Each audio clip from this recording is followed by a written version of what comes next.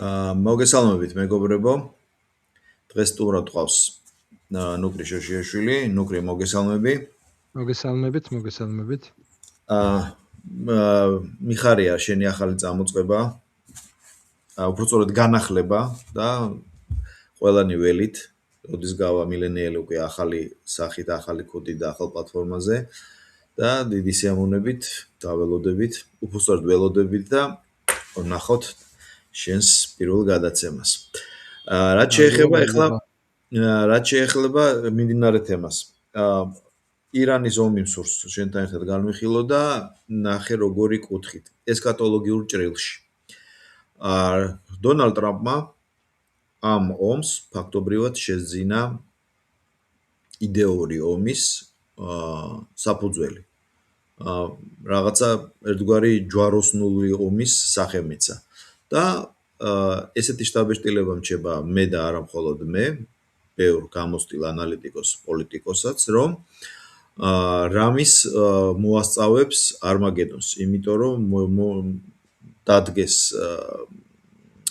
ესე ვთქვათ, ქრისტეს მეორედ მოსვლა და ამითი აღასრულოს უფლის დანაბარები, მისია თუ ასე შემდეგ.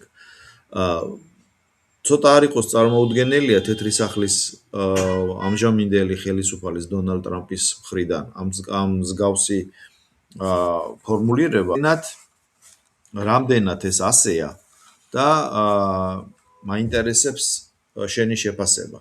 და აქვე რო ვთქვათ, მაყურებელს რო ვუთხრათ, თვითონ შიიზმის იდეაზე ბუნებრივია ერთ გადაცემაში ჩვენ საფუძვლიანად შიიზმისა და სუნიზმის განსხვავებებს ვერ ვიტყვით, მაგრამ რაც შეიძლება რომ ითქვას ამ ერთ გადაცემაში და როგორ ფიქრობ, ზუსტად ეს იყო საფუძველი იმისა, რომ ტრამპმა აი ეს ფორმა მონახა ამ ინტერვენციის, აგრესიისა. ცით არის, მე ტრამპი ზოგადად გონია ეს გონია კი არა, ეგრეც არის, ეს არის ბიზნესიდან წამოსული ადამიანი, რომელსაც კარგად იცის რეკლამის და პიარ შეფუთვის ფასი. ეს რო არ იცოდეს, ის პრეზიდენტი ვერ გახდებოდა, იმის მიუხედავად, რომ ის თავიდან აღიქვამდა ანტისისტემურად, სწორედ მისმა დახვეწილმა, ესე ვთქვათ, პიარ ტექნოლოგიებმა გაამართლა და მართლა აჯობა. ნუ ისეთ საკითხებზე იმუშავა, რომელიც ოფიციოზ თითქოს გადამალული ყავდა რა, ჩვეულებრივი ხალხის გულებზე იმუშავა. და იმ რაღაცა დუმარი ამერიკელების ხმა იმიჯი მოირგო.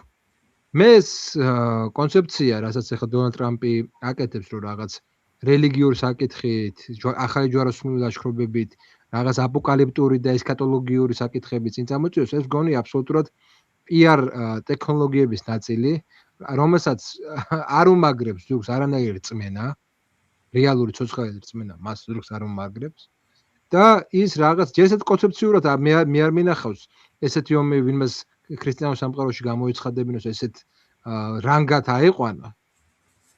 ეს კი შეიძლება ყოფილიყო იერუსალიმის აღება ჯვაროსნების დროს ან რაღაცა სხვა ეპოქის ლოგიკა კიდე მესმის, მაგრამ გეოგრაფიულად დაცნელია. სად ეხლა ისა რა ქვია ირანი, რატომ ირანი მაინც და მაინც, რა კავშირში იმ რაღაც ბიბლიურ რაღაც წინასწარმეტყველებთან და ის ტრამპის განცხადებები, ხო? ანუ ამიტომ მე მგონია ეს არის ის რაც ბუშმა უმცროსმა გამოიყენა, მაშინ ცივილიზაციათა შეჯახება იყო, რომ არსებობს დასავლური და ისლამური ცივილიზაცია და ისინი მუდმივად ერთმანეთს უპირისპირდებიან, მაგრამ ნუ გავიდა პერიოდი, ეხლა არის უკვე ის ადამიანები, რომლებიც არიან ვეტერანები ავღანეთისა და ერაყის და არაერთი შემთხვევა არის, რომ უკვე ყველა ღიად საუბრობს, რომ ეს არის არა ამერიკის ომი, არამედ ესა ისრაელის ომი. და რატომ დაიხოცნონ ამერიკელები რაღაცა უაზრო ომში, თქვენ ალბათ ნახეთ, ბევრი კადრი იყო იქ ერთ-ერთი ვეტერანი, რომ მაღალშენოსანი სამხედრო რომ გააგდეს პრაქტიკულად, ეგეთი უხეში გაგდება არ შეუძლებელია, ხო? იმიტომ რომ ამბობდა, რომ ისრაელის გამო იბრძვით, ხო? ესე რა გამოდის, რომ ისრაელი კი არა ამერიკის პროქსი ძალა. ამერიკა ისრაელის პროქსი ძალა. და ეს ახლა ამაზე შეკითხვის და არ დასმა, ესე იგი დაიგნორება ამ ყველაფერს არ გამოდის რა.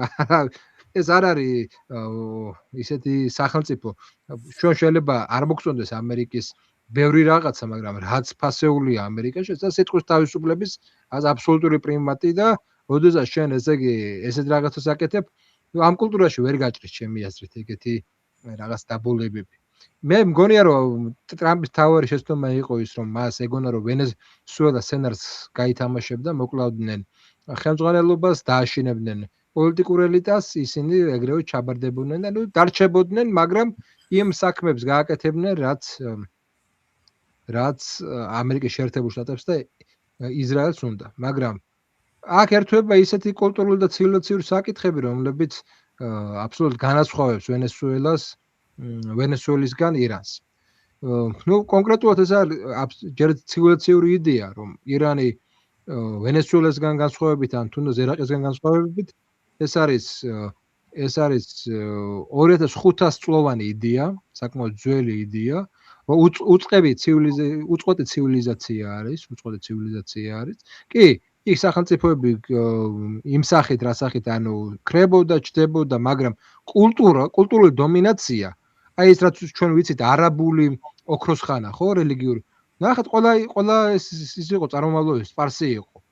სპარსელების არის ის ოქროს ხანა და არაბების. არაბების მმართველობის პერიოდში სპარსელების არის ეგ შეხოთაშუა.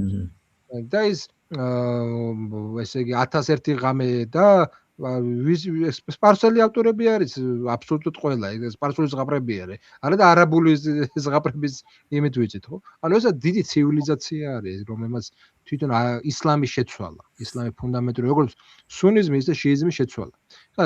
თვითონ ახლა შიიზმს რა შეეხება? უნდა ითქვას რა არის ეგ შიიზმი, ხო? ქართველების აბსოლუტურად ვინც არა ჩახედილი და ვინც ალბათ სკოლაში რაღაცა წაიკითხა, ვერ გაიგო, ჩემი აზრით. ცოტა გაუგებარიც არის, იმიტომ რომ სხვა ცივილიზაციის რაღაცა ისეთი დეტალები ხშირად კი რაღაც ზედაპირულად წაიკითხავ რაღაც, მაგრამ შინაგანად ვერ იგებ რაში მდგომარეობს ამის ფუნდამენტი. საქმე იმაშია, რომ 622 წელს გარდაიცვალა მუჰამედი. მუჰამედმა არ დატოვა ესე პირდაპირი მამრობითი სქესის შთამომავლობა. მას ქალიშვილები ყავდა, მაგრამ მამრობითი სქესის შთამომავლობა არ დაწერა. არ დატოვა. მემკვიდრე არ დარჩენილა, მოკლედ, მამრობითი სქესის. ამიტომ მუსულმანთა ნაწილმა მიიჩნია, და ვინც მიიჩნია, ეს არის სუნიტი, რომ ხალიფა საზოგადოებას უნდა აერჩია. ასე გახდნენ ხალიფები, ანუ აირჩიეს შემდეგი უკვე ხალიფები აირჩიეს, ეს იყო ბაქარი, ომარი, ოსმანი, ეს ყველა აირჩია სწორედ აი თემა. მაგრამ გაჩნდა მეორე ნაწილი. ეს მეორე ნაწილი, მეორე ჯგუფი, ადამიანთა ჯგუფი. ამას უწოდებდნენ ზოგადად შიიზმი, არაბულად ნიშნავს შიათ ალის, რაც ნიშნავს ალის პარტიას. ეს იყო ალის პარტია. ალის პარტია, ხო. პირდაპირ თარგმანი ეგეთია. შიათ ალი. ეს იყო მოკლედ ალი იბნ აბნ, ესე იგი ტილიფსი, ხო ტილიფსი. იყო ესე იგი სიძე მუჰამედის და ასევე ბიძაშვილი ორივე. არა, ბოდიშით. ბიძაშვილი კი არ იყო. ხო, არა, სიძე და ბიძაშვილი იყო, კი. სიძე და ბიძაშვილი იყო. განაცხადა პრეტენზია, რომ მემკვიდრეობით უნდა გადასულიყო, ის იყო მუჰამედის მემკვიდრე. სწორედ ეს გახდა მთავარი დაპირისპირების საგანი და 680 წელს ხდება ბრძოლა. ამ ბრძოლაში, ესა კერბელას ბრძოლა, ამ ბრძოლაში იღუპება ალის შვილი ჰუსეინი და პრაქტიკულად შიიტები მარცხდებიან ამ ბრძოლაში. ანუ ამ ბრძოლის შემდეგ იწყება უკვე ესე იგი გახლეჩვა. ეხლა რა არის თავარი დებულება შიიტებსა და სუნიტებს შორის? ეს არის იერარქია და ფარული ცოდნის იდეა. სუნიტებს მიაჩნიათ, რომ შარიათი, ანუ კანონი არის ყველაფერი ზედაპირზე წერია. მას არ ჭირდება არანაირი ინტერპრეტაცია, ანუ წერია აღვასრულეთ ეს. არ ჭირდება, არ აქვს სიღრმისეული რაღაცა დაფარული აზრი. აი შიიტები ფიქრობენ რომ შარიათს აქვს ესე იგი ეზოთერული, ანუ შინაგანი და ეგზოტერული, ანუ ეგზოტერული არის გარეგანი შრეები. და შიიტური მოძღვრების თანახმად მხოლოდ იმამებს შეუძლიათ მისი სწორი წაკითხვა. და აქედან გამომდინარე შიიტები ამბობენ რომ ისლამში არსებობს დაფარული ცოდნა და ეს დაფარული ცოდნით გაშიფრვა შეუძლიათ მხოლოდ და მხოლოდ უშუალოდ მუჰამედის წინასწარმეტყველის მემკვიდრეებს. აქედან გამომდინარე შიიტებში ყალიბდება სტრუქტურა, ისეთივე როგორც ეკლესია არის, კლერიკალიზმი, ანუ კლერიკალური ინსტიტუტები ყალიბდება. სუნიტებში ეს არ ყალიბდება. სუნიტებში მოძღვარიც კი არჩევითი არის. ჩვენი თემიდან ერთ-ერთს ვირჩევთ. იმიტომ რომ სუნიტები ფიქრობენ რომ ამ შარიათს არ აქვს ღრმა დაფარული აზრი. აი როგორც ახლა მაგალითად აი ქრისტიანობის მაგალითი ალბათ შეიძლება დაიბნენ ბევრი მსმენელი და ქრისტიანობის მაგალითი რო ავიღოთ, აი დაახლოებით იაჰოვას მოწმეებსა და მართლმადიდებლებს შორის, ან კათოლიკებს შორის როგორც არის. ისინი ხო ამბობენ რომ კლერიკალები არ არსებობენ იქაც, ამბობენ რომ ჩვენ რო ვკითხულობთ, ისე ისტორია, ანუ არ აქვს არანაირი დაფარული, ესე იგი ისე ცოდნა არა საჭირო. ანუ განმარტება არ ესეჭიროება, ხო? არ ესეჭირო. ანუ რა წმინდა მამებზე მესაუბრებით, იაჰოველი იტყვის. და ნუ მართლმადიდებელი და კათოლიკეც იტყვის რომ არა, მას აქვს წმინდა მამების განმარტება შენ გჭირდება, როდესაც კითხულობ ესე იგი ბიბლიას, სახარებას როდესაც კითხულობ, ამიტომ ესე იგი შენ გჭირდება განსაკუთრებული ცოდნა. აი ესეთი განსხვავება სუნიტებსა და შიიტებს შორის. ხლა შიიტები ასევე უნდა ითქვას რომ ეს არის მუსულმანურ სამყაროში უმცირესობა 13-დან 15%-მდე არის. ძირითადად კონცენტრირებული არიან ირანში და ძირითადად ასევე აზერბაიჯანი. კიდე ასევე სამეზობლო ერაყში არის ნაწილი, არსებობს კიდე რაღაც ჯგუფები, სხვა ჯგუფები არსებობს, მაგრამ როგორც წესი სხვა ქვეყნებში უმცირესობები არიან შიიტები. აქედან გამომდინარე ეს ძირითადი ძალა ეს არის რა თქმა უნდა ცენტრი თეოლოგიური იქნება ინტელექტუალური სულიერ ცენტრი ეს არის ირანი. შიიზმის ცენტრი არის ირანი. მაგრამ შიიზმში მოგვიანებით გაჩნდა ეგეთი იდეა შაჰის დროს, როდესაც შიიზმი არ იყო თავიდან, ირანი არ იყო თავიდან შიიტური. შიიტური გახდა ის, როდესაც აქ ოსმალეთთან საწინააღმდეგოდ აირჩიეს მათ ესეთი რელიგია და შექმნეს ეგეთი კონცეფცია იმამი, ესე იგი მონარქის იდეა. მონარქი უნდა იყოს თან იმამი, ანუ სასულიერო პირი, ანუ გააერთიანეს ეს ორი კონცეფცია.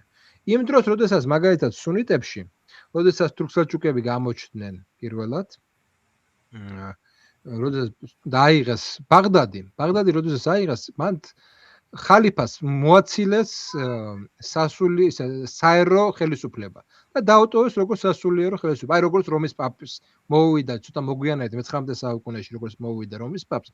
რომის პაპი ხო თავიდან როგორც საერო ისე სასულიერო უმაღლესი მმართველი იყო, ხო? ითავსებდა, ხო? ითავსებდა და დარჩა მარტო სასულიერო. ისე იყო ხალიფაც.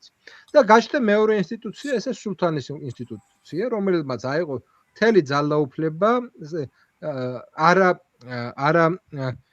სასულიერო, არამედ საერო ძალაუფლება თავის თავზე აიღო იმან სულთანმა.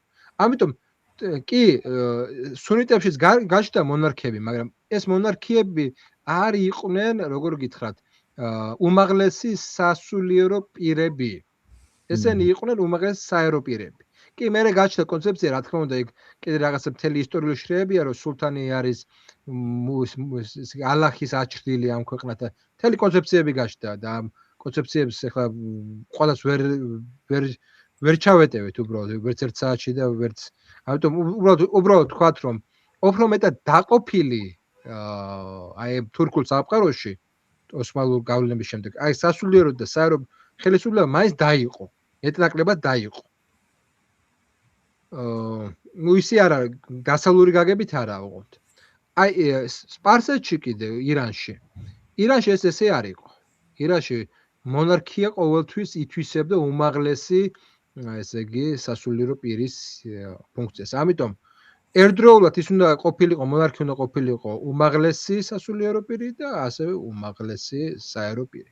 უნდა ითქვას, რომ შაჰ აბასის დროს შაჰმა გამოაცხადა კავკასიელი ქრისტიანების წინააღმდეგ წმინდა ომი. როდესაც ის შემოვიდა აქ, წმინდა ომი გამოაცხადა და დასაჯელად წამოვიდა, რელიგიური მოტივებით წამოვიდა აქ. ხო, ეგ შემთხვევით არა, იქ მაგალითად წმინდა ომის გამოცხადების უფლება თუ კი იმამს აქვს სუნისში, აქ შეუძლია მართველსაც შეეძლო ეს. მაგრამ მე-20 საუკუნეში აქ უკანასკნელი შაჰის დროს ეს შაჰი აკეთებდა გათვლებს, ცოტა დისტანცია უნდოდა ისლამური სამყაროსგან და აკეთებდა გათვლებს უფრო ძველ სპარსულ იდეაზე, ანუ ისლამამდელ იდეაზე. მათ შორის კორონაციის ვიდეო დევს YouTube-ზე ყველა შეუძლია ნახოს. ეს აქემენურის სპარსეთის დასაცმელში ჯარი ჩააცვა აქემენურის სპარსეთის სამხედროები როგორც არის გრაფიკებში გამოსახული და აკეთებდა იმას, რომ შაჰის ინსტიტუცია 2500 წლოვანი ისტორია აქვს სპარსეთში და ამიტომ ისლამზე ძველიც კი არის ამ გაგებით. ანუ ის რა თქმა უნდა სპარსეთში არსებობდა ეს ორი რაღაცა კონცეფცია, ის შიიზმის კონცეფცია და ასევე ეს ძველი სპარსული კონცეფცია და გაჩნდა ერთი მნიშვნელოვანი იდეა სპარსეთში რეალობაში ეს არის ცოტა ფაშისტური იდეა არიელების რაღაც რასობრივი უპირატესობის იდეაც. არიელები ესენი არიან სპარსელები და იქ კულტურულად აღმატებული სპარსელები უყურებდნენ ზემოდან სხვა მათ მეზობლებს და რომ უნდა მიებაძათ და ამასთან ანვითარებდა შაჰი. სხვა შორის ეგ კონცეფცია დღემდე დარჩა ირანის ისტორიის სახელმძღვანელოებში, რომ ესენი არიან რაღაც აღმატებული ხალხი, მაგრამ 79 წელს როდესაც მოხდა რევოლუცია, ხომეინმა შექმნა ეგეთი კონცეფცია. ირანი ყოველთვის იყო გეოგრაფიული არეალი. ირანის ტერიტორიაზე ძირითადად იყო სპარსეთის სახელმწიფო, სპარსული სახელმწიფო, იმიტომ რომ ფარსის ენა, ვისაც აქვს ფარსის ენა, ვისაც სპარსული სახელმწიფო, მაგრამ იქ იყო კიდევ სხვა სახელმწიფოებიც იყო, ძველად მიდიაც იყო ირანის ტერიტორიაზე, პართიაც იყო ირანის ტერიტორიაზე, ანუ ბევრი სახელმწიფო იყო, აი როგორც წარმოვიდგინოთ კავკასია, ხო? ანუ კავკასიაში რა ბევრი სახელმწიფო იყო, ხო? ესე იყო ირანის გეოგრაფიული ტერმინი იყო. და ხომეინმა ეგეთი კონცეფცია შექმნა. ყველა არის ირანელი, ვინც ცხოვრობს ირანში და არის შიიტი. ანუ შენ თუ ხარ ქურთი, თუ ხარ თურქი, თუ ხარ არაბი, თუ ხარ ავღანელი, ცხოვრობ ირანში და ხარ შიიტი, შენ ხარ ირანელი. ეს ირანელი არის კრებითი სახელი ყველა იმ ეს ახალი მოქალაქე, ესე ვთქვათ. ეს ახალი მოქალაქის იდეა, კრებსითი სახელი არის ყველა, ესე იგი, ირანელის მისი ეთნიკური წარმომავლობის მიუხედავად. აქედან გამომდინარე, აი ეს პოლიტიკა, ეს ეთნიკური საკითხი, სეპარატიზმი საკმაოდ ისეთი გაანეიტრალა, ესე ვთქვათ, იმიტომ რომ სპარსეთში არსებობდა ეს სეპარატიზმის საკითხები და ეს გაანეიტრალა მნიშვნელოვნად. უნდა ითქვას, რომ მაგალითად ქურთები ერთ-ერთი ყველაზე ინტეგრირებული ხალხი არის. თუკი მაგალითად თურქეთში საერთოდ არ არიან ინტეგრირებულები, აქ პირიქით ძალიან ინტეგრირებული ხალხია.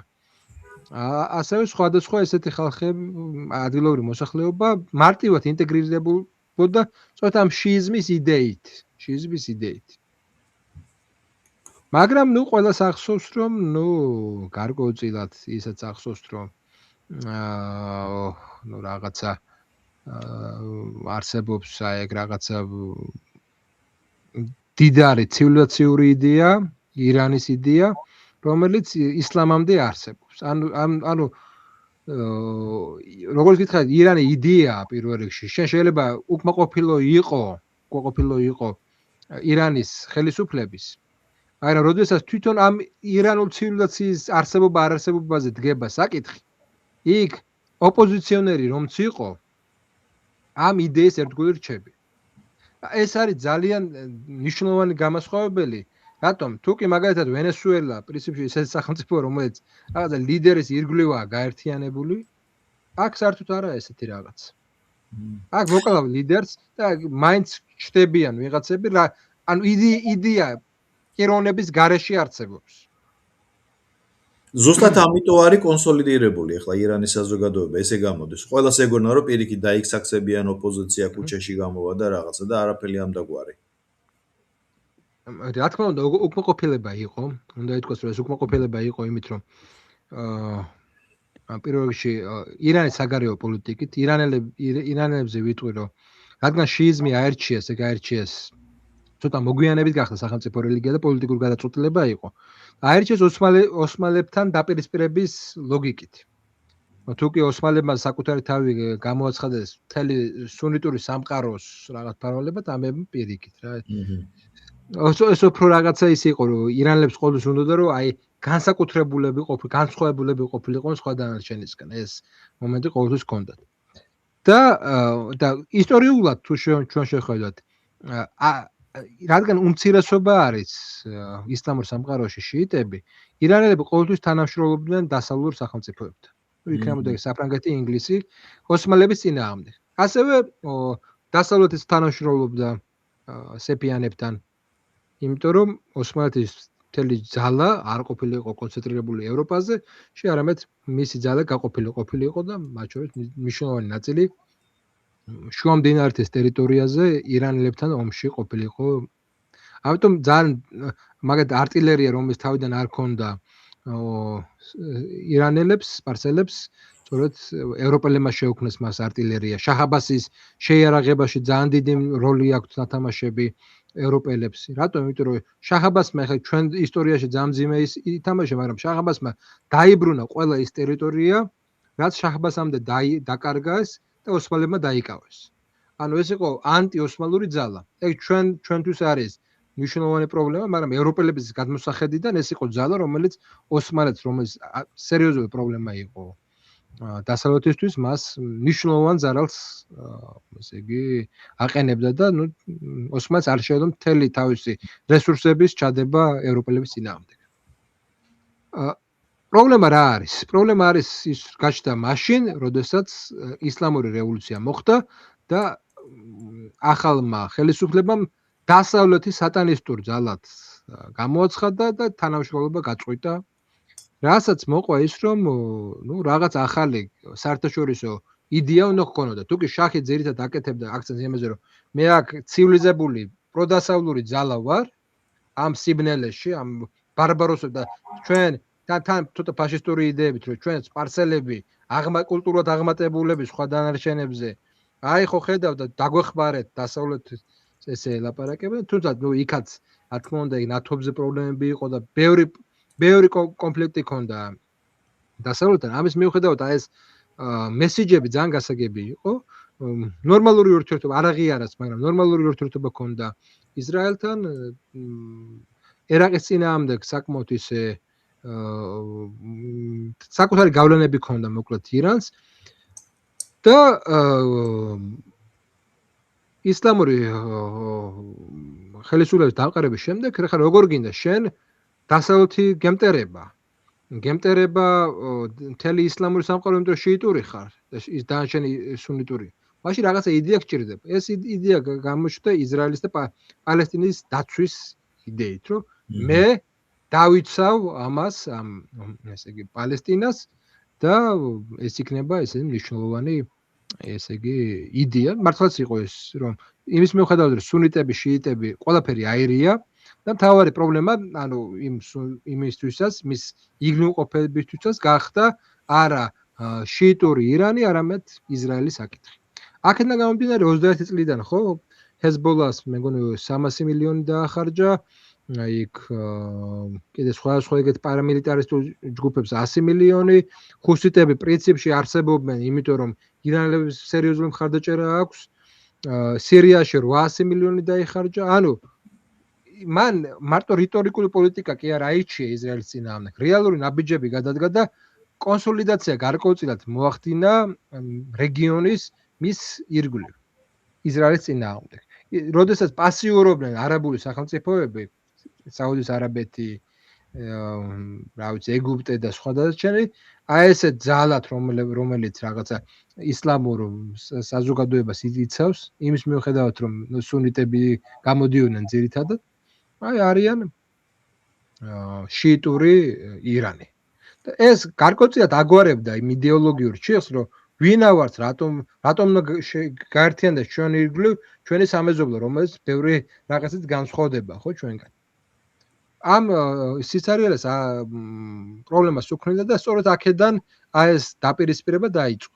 ხა, მე დავწერე პოსტი რომ ჯობდა რომ საკუთარ თავისთვის მიეხედა, მაგრამ ეხლა აღარ ვფიქრობ ეგრე, ეხლა ვფიქრობ ისე რომ აჩვენა ამ ძალების დაფინანსება. უხედავთ რა სერიოზული პრობლემები შეუქმნა ისრაელს, ხო? ანუ თავდაცვითი ფუნქცია თურმე ქონია, სერიოზული თავდაცვითი ფუნქცია ქონია.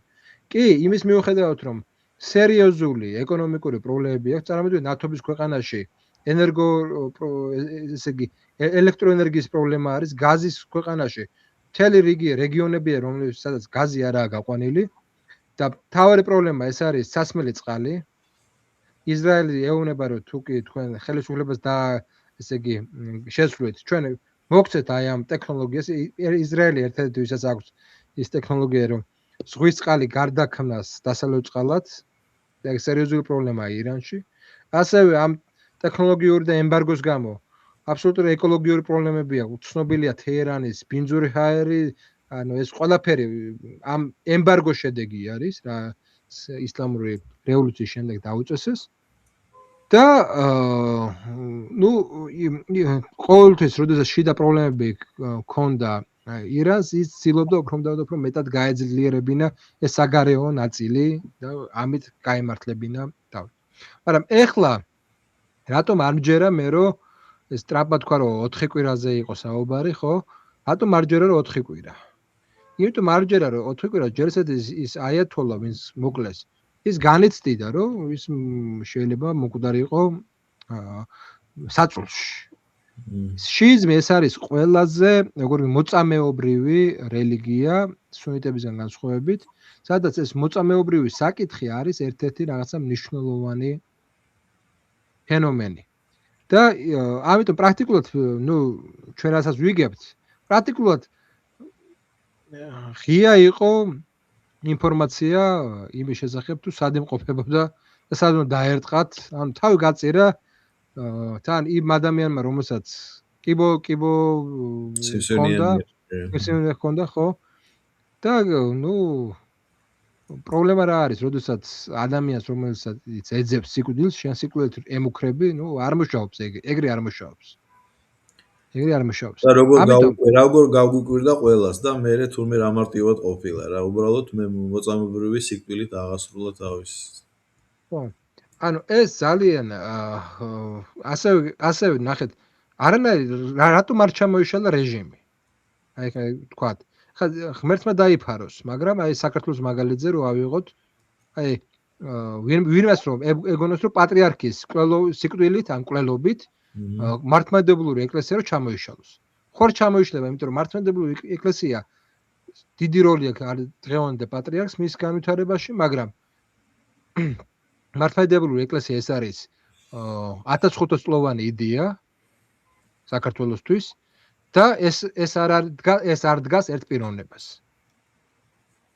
უამრავი მოწამე ყოლია, მათ შორის უმაღლესი სასულიერო პირები, მაგრამ მისი კვლელობით არათუ არ შესუსტებულა ეს ეკლესია, პირიქით გაძლიერდა, ხო? ყოველთვის ამ მის შიგნით ყოველთვის გამოჩნდება ის ადამიანი, ის ლიდერი, აქ ანუ ახლა გაუგებარია ვიღა უნდა მოკლან, აი ახლა ვიღა უნდა მოკლან, რომ მიხვდნენ რომ ამ ლიდერების კვლელობით არ დგება ის შედეგი, რაც ვენესუელაში დადგა. მეორე ის არის რომ ადგილობრივი მოსახლეობის გამოყვანა, ადგილობრივი მოსახლეობა ცოტა განსხვავებულია, ეს არის ვიმეორებ, განწყობა იყო ძალიან ოპოზიციონერების მიერად ძალიან ისეთი დადებითი, რომ აი ახლა სწრაფად მოკლავენ, მაგრამ როდესაც 2000-ზე მეტ ესე ბომბს ისვრის, სადაც 200 ბავშვი მოკვდება, სადაც შენ გეცემა, შენ სახლად ახლოს ეცემათ ბომბები, ხო? იქ ახლა საზოგადოების განწყობა და თან კიდე რო აიღო ეს გუშაქთა корпуსი, ეგ ის მინიმუმ 20-25% მარტო ესენი გამოდიან. ხარდაჭერებზე კიდე სტატია საუბარი. ეგ უკვე იმხელა ძალა არის, რომ ყველა ომში თქვენ თუ გონიათ რომ ტოტალური მობილიზაცია საჭირო, არ არის ტოტალური მობილიზაცია. თავარია ყველაზე პასიონარული, ყველაზე აქტიური ნაწილი საზოგადოების შესკენ იყოს და რაც არ უნდა ოპოზიცია უკმაყოფილო იყოს, ის მას იმხელა როლი არ აქვს. ყოველთვის ყველა რეჟიმი იქცევა არა რაოდენობის გამო, არამედ მაშინ, როდესაც პასიონარული ნაწილი ამ რეჟიმს გამოიცვლება. ეხლა ბლიცკრიკი რო არ გამოუვიდა. ზუსტად ამიტომ ხო არ შეცვალა მეორე თუ მესამე დღეს გამოაცხადა ეს ეგრეთ წოდებული ჯვაროსნული ომი და ეს იდეა ჩადო მეორედ მოსვლის და არმაგედონს ჩვენ მოვახდენ და რაღაცა. ზუსტად ეს ხო არ იყო. მიზეზი ხო არ იყო რომ უფრო შეცვალა, ანუ ფორმულირება შეუცვალა, რო ხდებოდა უკვე რომ ბლიცკრიკმა არ იმუშავა. მე მგონი ეგ არის პოსტკრიპტუმ შექმნილი რაღაცა იდეა, იმიტომ რომ ნუ ჯერი ტრამპია სიტუაციას ხო ფაქტობრივად რა. ტრამპი ძალიან იმდენად ხშირად ცვლის საკუთარ პოზიციას ამ მისი თანამდებობის დაჭერა ცოტა ესე იგი რთული საკითხია, იმიტომ რომ ჯერ თქვა რომ მე არ მოვერიდებიო სახმელეთო ოპერაციასაც, ეხლა თქვა რომ არაო, მე შეიძლება დაბრუნდეო და თუ ჭკუაზე არ მოიგანო დაბრუნდებიო. აღმოჩნდა რომ ეგ სარაკეტო დაბომბით გაცვლით ესე თქვა, ხო? ბალისტიკური რაკეტები არის და ასე შემდეგ. აღმოჩნდა რომ ეს შაჰიდები, რომელიც $40,000 იღებს, ახვედრებენ 9,500,000-იან ესე იგი ჭურვებს და აღმოჩნდა რომ რაღაცა იქ ეხლა მე არა ვარ სამხედრო და ვერ მიმჭელებ ამაზე, მაგრამ ნუ რა ინფორმაციას გამოვიდა ის რომ შეიძლება კი ტექნოლოგიურად უპირატესი არის ეს შეერთებული შტატებიც და ეს ისრაელის, მაგრამ შეიძლება ესეთ ინტენსიური გაცვლის დროს უფრო მეტად ამოეწუროს ჭრუები ისრაელს ვიდრე ირანს. და თუ ამოეწურება ჭრუები, მე რა დღეში ჩავარდება ის პატარა მიწა. ანუ არავინ არ იაზრებს ამ დაპირისპირების დროს რამდენად პატარა არის ისრაელი. ანუ სტრატეგიული სიღრმე საერთოდ არ გააჩნია. და ნუ ნითანიაჰუს რო ალბათ სხვა გამოსავალი არ ქონდა, იმიტომ რომ ადრე თუ გვიან ისრაელს მაინც სახელმწიფოებრივი დაშლის პერსპექტივა ქონდა, არა მარტო პალესტინელების მხრიდან. და ზუსტად ნუ ვაბანგზე წავიდა რა. ეს რაღაც აი რო ამბობენ, ვაგიაო რა, ყველა შემდეგი ნაბიჯი რო იდეაში წამგებიანია. მე უბრალოდ მაინტერესებს ამერიკელები რატო ჩაყვნენ ამას. მე მგონია რომ თვითონ პროქსი ძალა ისრაელი კი არ არის, ამერიკა არის ისრაელის პროქსი ძალა. ხო? ანუ სხვა ლოგიკა აქვს ამას, ანუ ვინმე მე ახსის ხო ხა ირანის სტრატეგიაში გასაგებია რომ ეს არის დაბომბვა იმ ინფრასტრუქტურის იმ ტერიტორიის რომელიც ნატოს ფას გაზრდის, რაც მე ეგ დააწვება დასავლეთი მე იძულებული გახდება რომ მოდი სწრაფად რაღაცნაირად მივაღწევ შეთანხმებას, ამაზე იქნება დასული და ამიტომ ისვრის იგლუ ვინც კი არის, ნუ მე აი ერთ-ერთი რაც არ მჯერა კიდე ნუ გაირკვევა, მაგრამ ნუ დიდი ალბათობით შეიძლება აზერბაიჯანში ირანელებს არ უსვრიათ ეგ ისა. შესაძლოა ისრაელმა გააკეთა ეგ ყველაფერი, ხო? ანუ არსად არ უარყო ირანმა და მან უარყო ირანმა. ხო.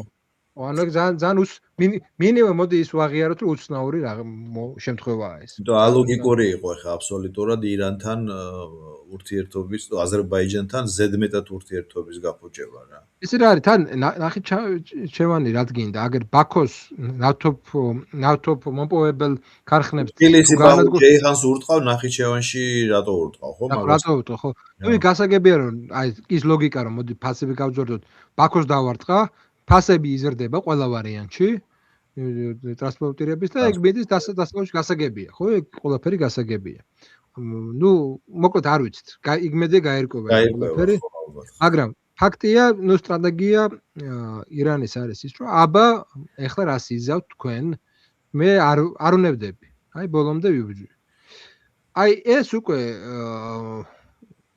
ისიც რა არის აი ყოველთვის ფიქრობდი რას აი მეორე მსოფლიო ომის დროს აი თუ მე მიყვარდა ადრე იმის გერმანელი სამხედროების მემუარების კითხვა. და აი გუდერიანის სხვადასხვა ესეთი მე ისინი წერდნენ ძალიან საინტერესო რაღაცას. და რა უკვირდათ რომ წესი თუ სადაც უნდა ყოფილიყო თავდაცვის არე და სადაც უნდა ესე იგი მართლა უნდა ის ყოფილიყო ძინათ უნდა გაგვევლო ტერიტორია მარტივად გავდიოდით და იქ სადაც წესით არანაირ თავდაცვის აზრი არ ქონდა იქ გვიწევდნენ ისეთ წინააღმდეგობას რომ ალოგიკური იყო ეგ რაზე მიუთითებს ეს მიუთითებს იმაზე რომ შენი მოწინააღმდეგის აზროვნების ფორმა არ იცი აი სუნძისა ხო ცდობილი რომ თუ იცი მოწინააღმდეგე როგორ ფიქრობს შენ უკვე ნახევრად გამარჯვებული ხარ ხო ანუ როდესაც არ იცი მოწინააღმდეგე რას იზავს ხო აღარ არის უკვე შენზე ესე იგი გამარჯვება გარანტირებული არ აქვს მინიმუმ მართლა ბირთვული არ აქვს ხო არის სიგიჟე არის თან ამის გარდა არის ერთი მნიშვნელოვანი პრობლემა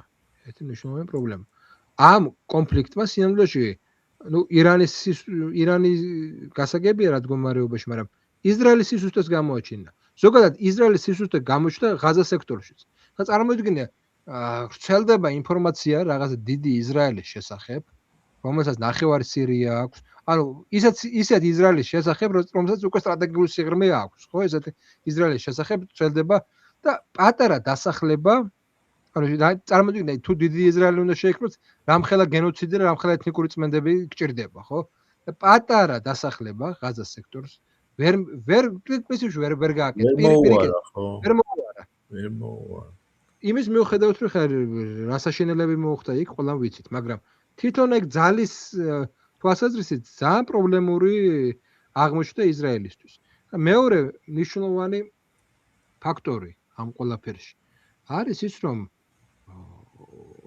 აი ნახოთ მე ცოტა მიჭირს იმის დაჯერება ესე შორიდან და ესე ურეაქციოდ იქნება ჩინეთი მიჭირს ამის დაჯერება იმიტომ რომ ნუ შეიძლება ვიღაცამ თქვას რომ სიამოვნებაში არ აქვს ეგ ძალა თუ არ აქვს ეგ ძალა ამ ხელა გეოპოლიტიკურ პროექტებს და ამ ხელა გეოპოლიტიკურ თამაშებს რატომ ვიწყებ ხო მაშინ შენზე არ უნდა გაკეთდეს ეგ აქცენტი ხო ან შეიძლება რაღაცა სხვა სტრატეგია მე აქვე გეტყვი რომ დღეს გავცელდა ინფორმაცია სხვათა შორის CNN-მა აიღო თუ არ მიშლება თუ NBC-მა აღარ მახსოვს ირანის საგარეო საქმეთა მინისტრისგან და ესე შეეკითხა პირდაპირ ჟურნალისტი რომ გეხმარება თუ არა რუსეთი და ჩინეთი და ჩვენ ყოველთვის გვეხმარებოდნენ რუსეთი და ჩინეთიო და მე ჟურნალისტმა გამომდინარე უკრაინის ომიდან რუსეთზე გააკეთა პედალირება და იმან სამჯერ გაიმეორა რომ ჩვენ რუსებთან მოკლედ ჩვენ რუსეთი ყოველთვის გვეხმარებოდა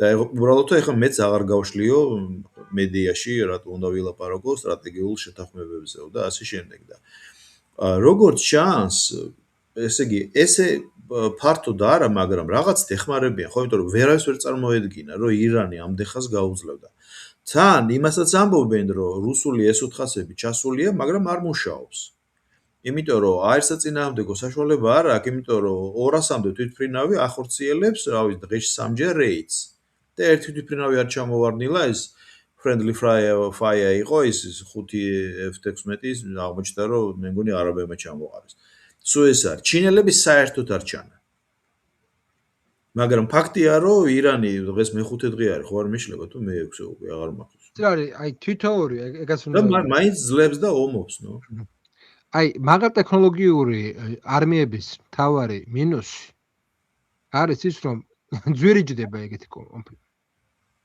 თუ დროში გაიწელა ძალიან ეფექტური არის ძალიან ესეთი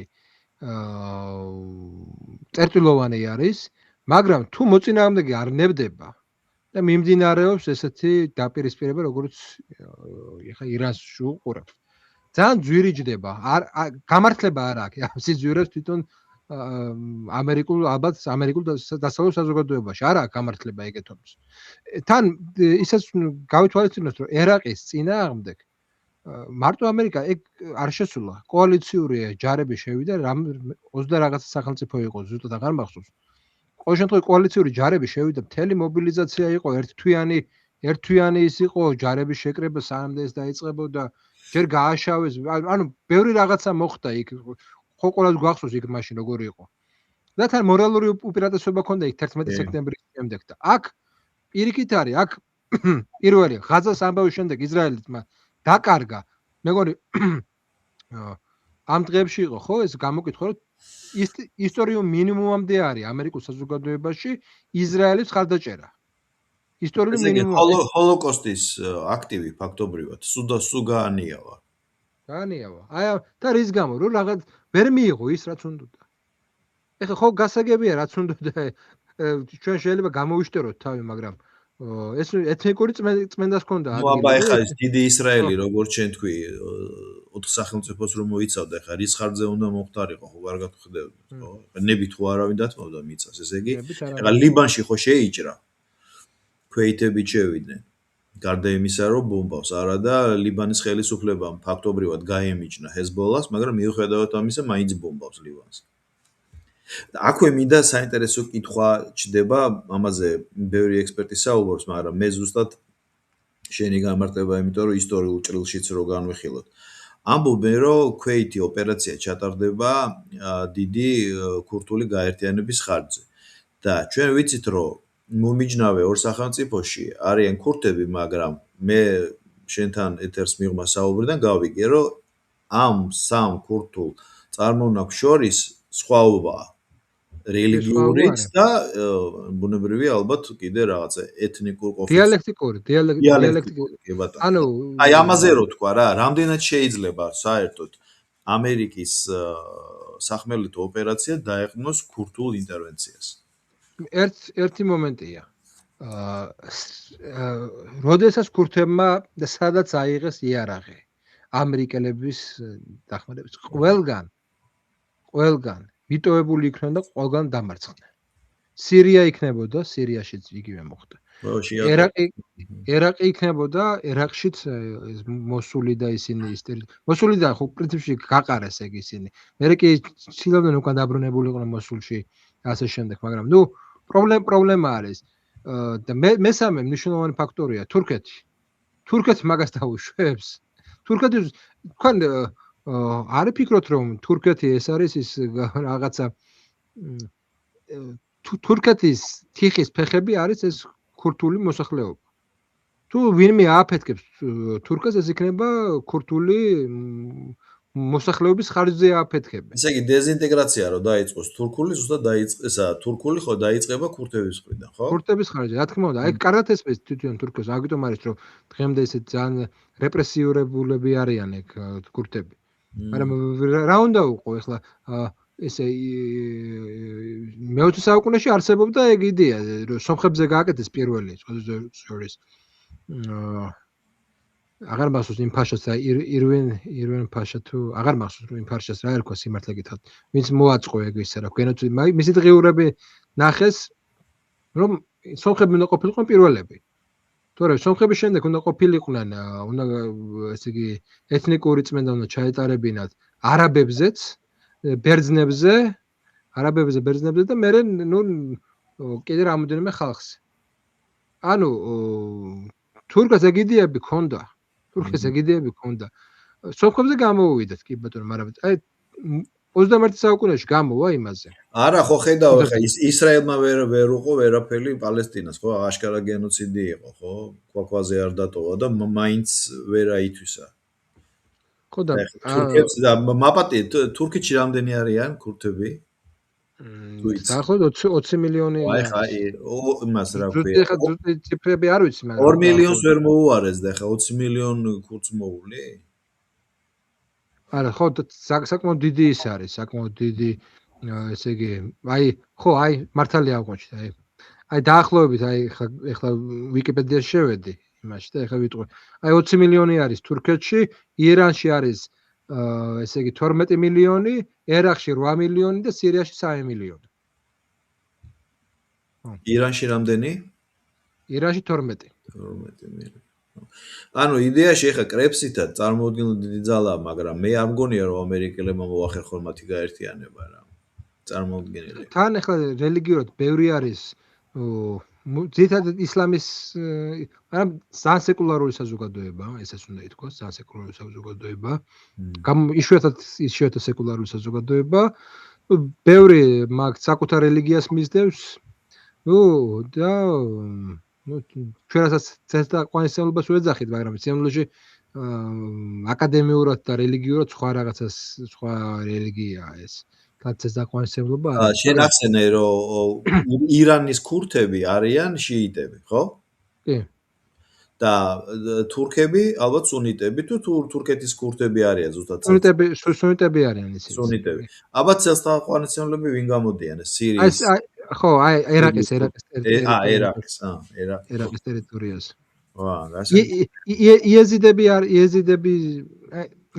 იეზიდი არის ქურთი, რომელსაც განსაკუთრებული რელიგია აქვს და იეზიდი ვერ გახდები. იეზიდად უნდა დაიბადო. ეთნიკური რელიგია. აი განსხვავებაა ზუსტად ესე იგი იეზიდებსა და ქურთებს შორის. ასე გები. ეხლა გარდა იმისა, რომ როგორც შენახსენე ფართო მასშტაბიანი მზადება იყო ინტერვენციის დროს ერაყში. ეხლა უბრალოდ ფოტო არ გამოვიტანე, იმიტომ რომ ვინც დაინტერესებულია ამ თემებით, ყველა ნახავდა რუქას. წარმოუდგენლად რელიეფურია. მე არ მეგონა მართლა ეხლა ეს კონფლიქტი რო დაიწყო, კიდე ერთხელ გადავხედე რა. ფაქტობრივად მთელი ირანი არის ქედები, თაგორიანია. და ერაყში ომი ბევრად ადვილი იყო რა, იმიტომ რომ გაშლილი ველი იყო, ნახევრად უდაბნო იყო და იქ სტრატეგიული მართვაც ალბათ ადვილი განსახორციელებელი იყო და მე არ მგონია რომ ირანში რამე ქვეითმა ოპერაციამ ერაყიდან თავდასხმა მოხდა ესე იგი ერთი თვითონ სპარსეთის ყურედან, მეორე თვითონ ქუვეითიდან, მესამე საუდის არაბეთიდან, მეოთხე იყო ადგილობრივი მეშვეობით, ქურთების მეშვეობით ჩრდილოეთიდან შევიდა, თურქეთის ტერიტორიიდან შევიდა ჯარი. ანუ პრაქტიკულად 4 თუ 5 მიმართულებით ერთდროულად შევიდა. ეხლა ამ შემთხვევაში პაკისტანის ტერიტორიიდან ვერ შეხვდა, იმიტომ პაკისტანი ეწინააღმდეგება ამას. ანუ გამორიცხულია აღმოსავლეთის ტერიტორიიდან შეხვდა. კი ეს სპარსეთის ყურიდან შეგიძლია ჯარი გადასხა. იმასაც გააკეთებ, კი ბატონო, ერაყის ტერიტორია. სხვა ტერიტორია უბრალოდ აღარ არის. ანუ ორი ფრონტი შეგიძლია. ეხლა არის ამ ორი ფრონტი, ერთი საზღვაო დესანტირება და მეორე ეს ერაყის ფრონტი. ეხლა ერაყის ფრონტის პრობლემა რა არის? ის ომი, რომელიც დაიწყო და 8 წელი გაგრძელდა, ხო, 80 წელს დაიწყო ირანის ომი და 88-ში დამთავრდა. ეს ომი თელი გამაგრებული ტერიტორიები, ეგ არ არის დაუცველი ტერიტორიები რა. ანუ ეს არის ის ტერიტორია, სადაც ირანელებს უომიათ.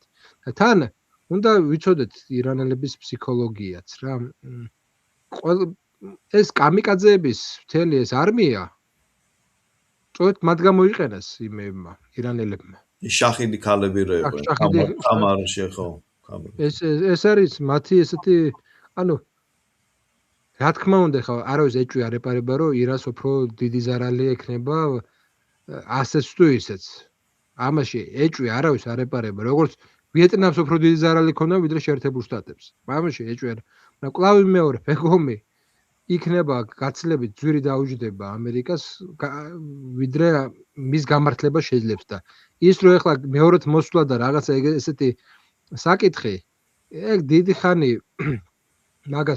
მაგით ვერ ითამაშებს. მე ზოგადად ტრამპის იდეა მგონია შემდეგი რაღაცა რომ ეგ ბინძური საქმეები გააკეთებინო ტრამპს ან და მერე შემდეგი ადმინისტრაციაში უკვე შავ სიაში ისტორიის შავი ლაქა რასაც ქვია ტრამპის ეს ისტორია შევიდეს. ანუ ყველაფერი ტრამპს ჩამოწერონ და მე ვთქვა რომ არა ჩვენ მორალი მოაწერა. მე მგონია მე ეჭვი მაქვს რომ ტრამპის რაღაც წარმოდგენები და ისინი არა როგორ გითხრა მანიპულაციის შედეგად წარმოიქმნება. მე მგონია რომ აი ეს პირველად რომ თავს დაესხნენ, ხო?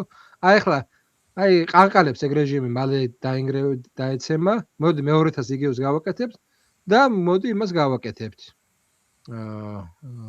შეხვალ ისტორიაში. აგერ თან ისეთი წარმატება იყო მაგ ის ვენესუელას შემდეგ მე მეგონა რომ ვენესუელას შემდეგ ამერიკის გამოჩერებელი ძალა აღარ არსებობდა. ხო, კი ბატონო. ეგეთი ესე იგი სიამაყეზე და ხიბლზე ითამაშეს რა, ესე გამოდის რა.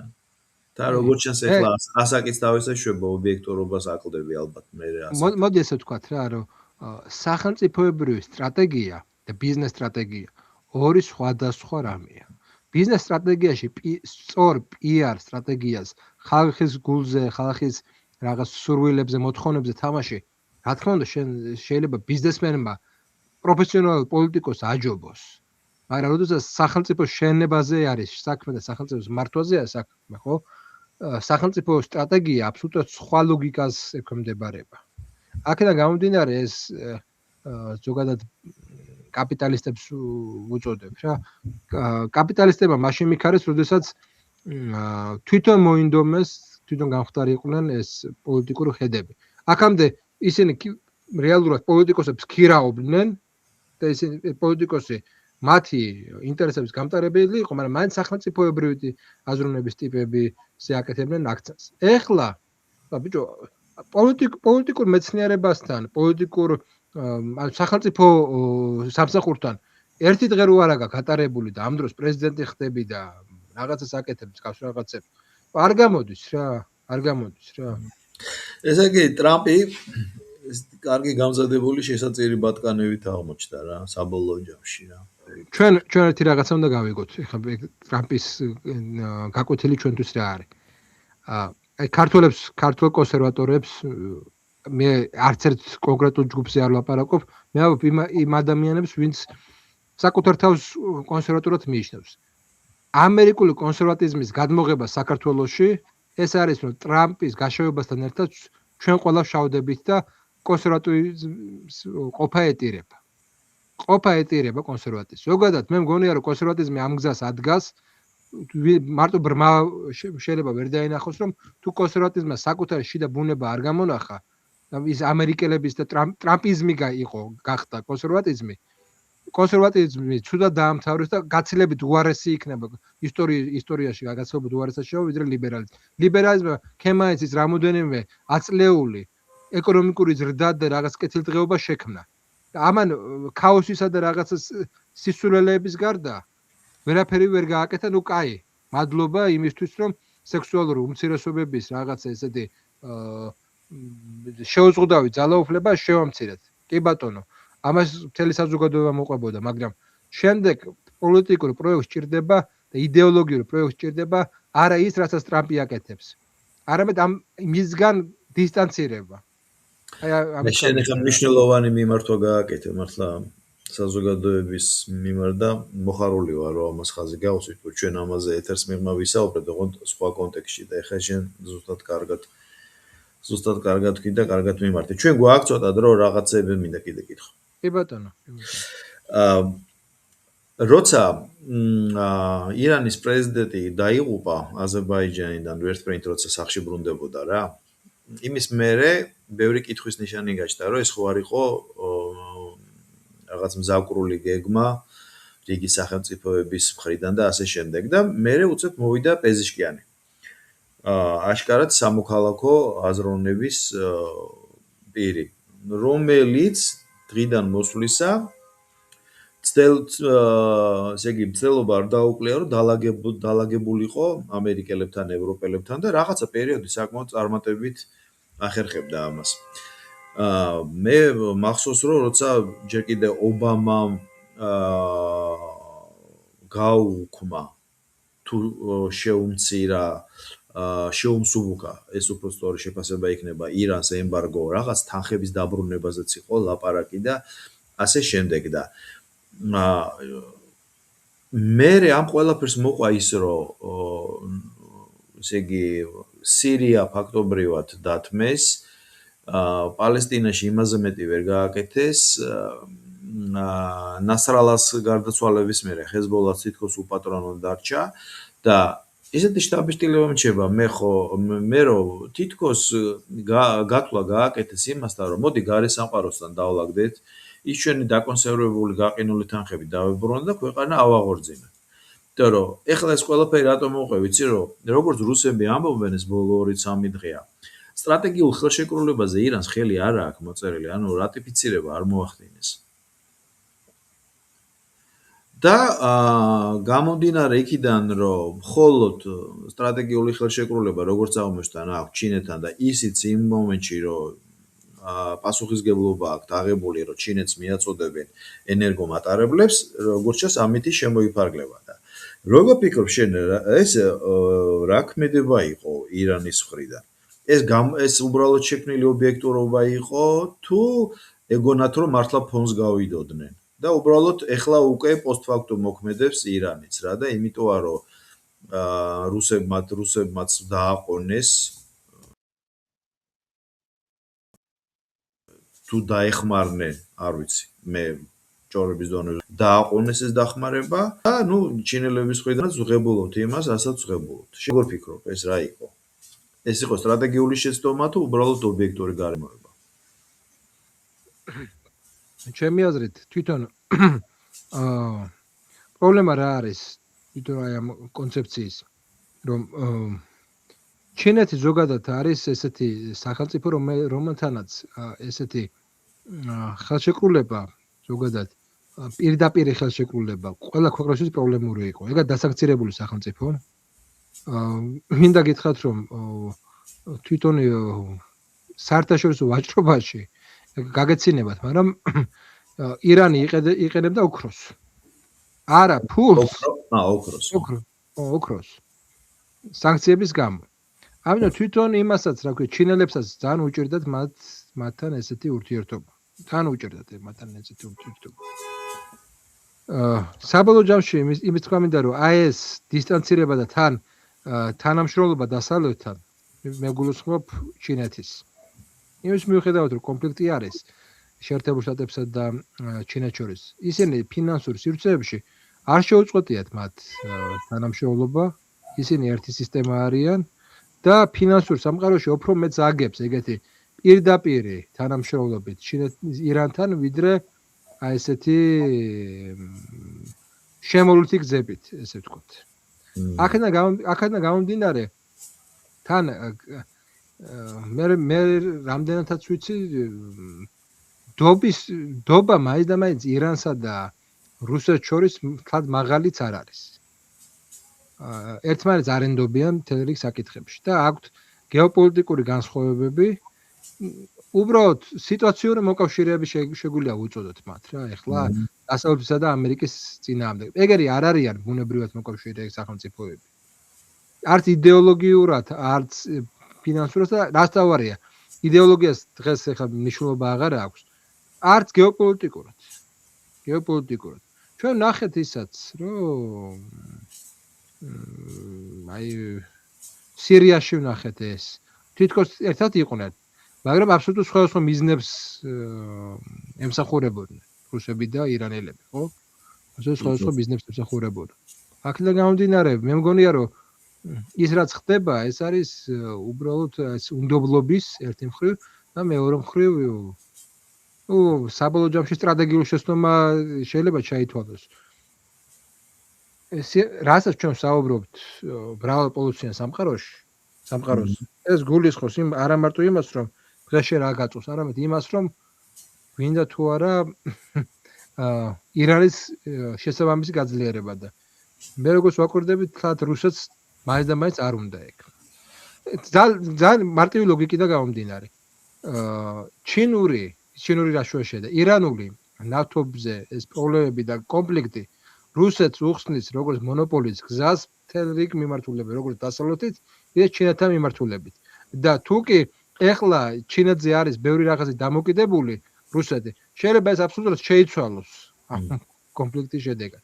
კი ერთი ხელით ეხმარება, მეორე ხელით ხელს უშლის, ეს არის ახალი გეოპოლიტიკური თამაშის სტილი ეგრევე. ეს არის მრავალპოლუსიანი სამყარო, ხო, ზუსტად? ხო, ნუ ყოველ შემთხვევაში გარედან ესე ჩანს. ეხლა რადგან ეს არც ერთი ხელშეკრულება და უბრალოდ მოლაპარაკებები და არც ერთი ესეთი რეალური ხელშეკრულება ოფიციალური არ არის და საჯარო არ არის, ჩვენ მხოლოდ რაღაცა სპეკულაციებს ვახდეთ ამაზე რა, შეგვიძლია რაღაცა ვივარაუდოთ, მაგრამ მაინც ანუ ესეთი ესე პირდაპირ კვალიფიცირული პასუხი არ მაქვს ამას. უფრო აი ესე ზოგად რაღაცა გეოპოლიტიკურ ჩარჩოს შევთავაზებ ვიდრე იმას რომ უთხრა მაყურებელს რომ მე ვიცი არ ვიცი ეს. იმიტომ რომ ეს უფრო გამოჩნდება თამაშის ბოლოსში ვიდრე ეხლა. ეხა ჩინეთზე 31 მარტს დაგეგმილია რომ სი ძინპინს უნდა ესტუმროს დონალდ ტრამპი.